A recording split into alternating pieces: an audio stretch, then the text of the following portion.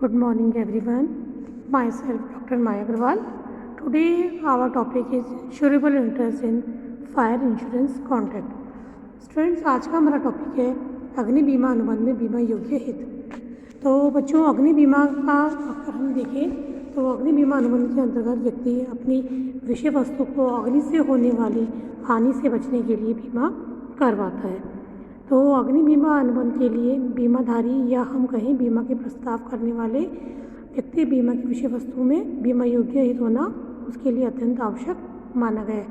यानी जब कोई व्यक्ति अपनी विषय वस्तु का अग्नि बीमा करवाता है तो उसका बीमा करवाने वाली विषय वस्तु में बीमा योग्य हित होना आवश्यक है। बीमा योग्य हित का जो सिद्धांत है बच्चों वो सभी प्रकार के बीमा में आवश्यक माना गया है।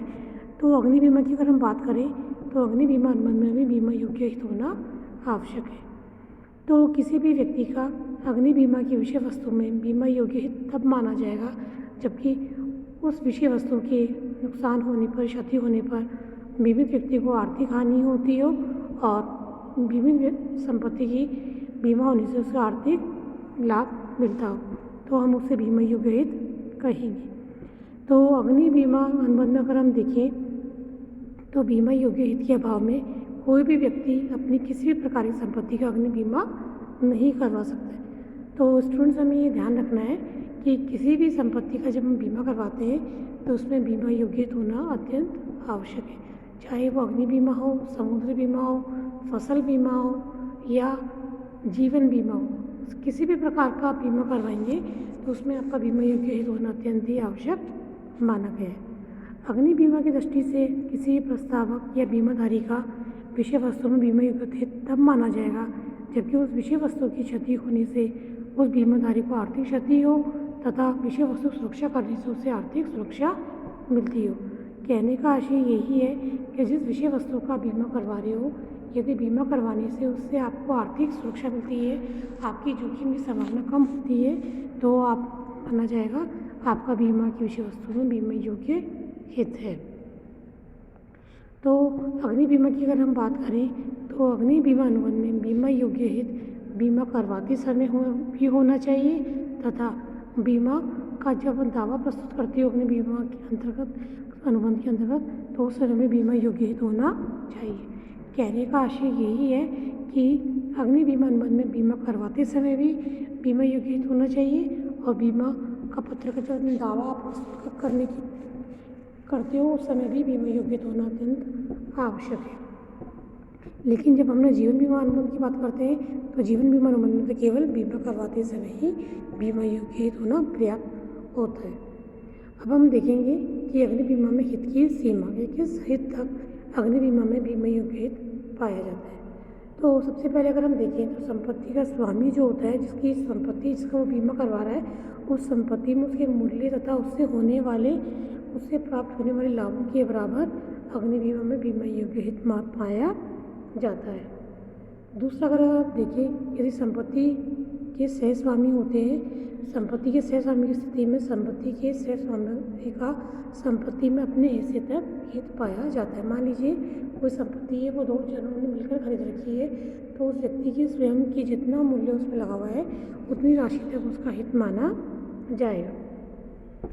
इसी प्रकार यदि किसी संपत्ति में संपत्ति के बराबर यानी मोर्गेज होता है ऋण, तो मोर्गेज की स्थिति में किसी संपत्ति में संपत्ति के बंदगी के ऋण की सीमा तक बीमा योग्य हित माना जाएगा।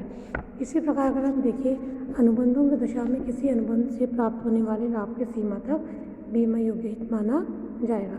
उदाहरण के लिए अगर हम देखें तो भवन किराया पर देने का अनुबंध किया गया है तो इसका बीमा करवाया गया है जिसके अनुसार भवन को क्षति होने पर भी किराया प्राप्त हो सके तो यहाँ बीमित का किराए की सीमा तक ही बीमा योग्य हित माना जाएगा।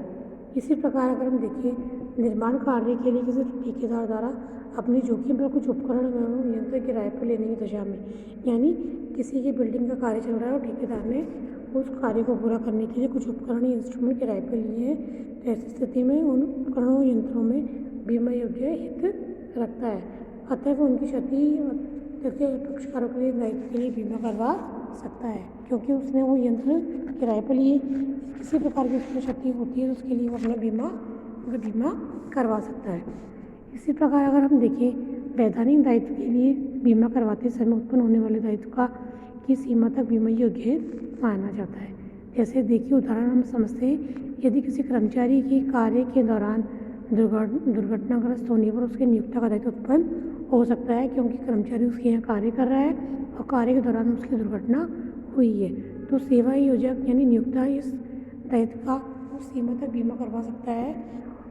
इस प्रकार स्वचालित वाहन का मालिक अपने वाहन से तृतीय पक्षकारों को होने वाली क्षति की सीमा तक बीमा योग्य हित रखता है। कहने का आशय यह है कि बीमा योग्य हित होना अत्यंत आवश्यक है कि चाहे परिस्थितियाँ किसी प्रकार का दायित्व बीमा हो या किसी तरह का कार्य हो, वहाँ बीमा योग्य हित होगा तभी आप बीमा करवा पाएंगे। तो इस प्रकार बीमा अनुबंधों के कारण बीमाकर्ता का भी अपने बीमाकृत जोखिमों में बीमा योग्य हित माना जाता है, इसलिए कोई भी बीमाकर्ता अपना पुनः बीमा भी करवा सकता है। इसी प्रकार बच्चों निक्षेप गृह की स्थिति में, जैसे निक्षेप गृह जहाँ पर व्यक्ति अपना माल रखता है, या हम देखिए भंडार करने वाले या क्लॉक रूम वाले यातायात वाले का भी अपने अधिकार में पड़े ये माल में बीमा योग्य हित माना गया है।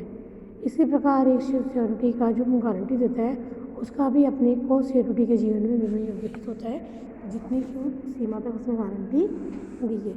तो इस प्रकार बच्चों हमने देखा, और इसी प्रकार जो एक एजेंट होता है जब अपनी नियोक्ता के लिए कार्य करता है तो एक एजेंट का भी उसकी नियोक्ता की संपत्ति में बीमा योग्य हित माना गया है। इस प्रकार बच्चों हमने देखा कि जब हम जीवन बीमा की बात करते हैं, फायर इंश्योरेंस की बात करते हैं, तो बीमा योग्य हित होना अत्यंत आवश्यक है।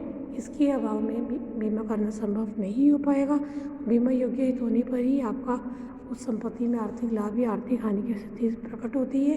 तो इसलिए हमें ये ध्यान रखना है कि जब भी हम फायर इंश्योरेंस करवाएं, बीमा करवाएं, तो हमारा उस संपत्ति में विषय वस्तु में बीमा योग्य हित होना अत्यंत अनिवार्य है। इसी के साथ साथ अग्नि बीमा क्षति होने पर दावा प्रस्तुति करने के समय भी बीमाकर्ता का बीमित का बीमा योग्य हित होना अत्यंत आवश्यक है, तभी बीमा फायर इंश्योरेंस में आपको सबसे सुरक्षा प्राप्त हो पाएगी और आप अपना जो बीमा की राशि प्राप्त कर पाएंगे।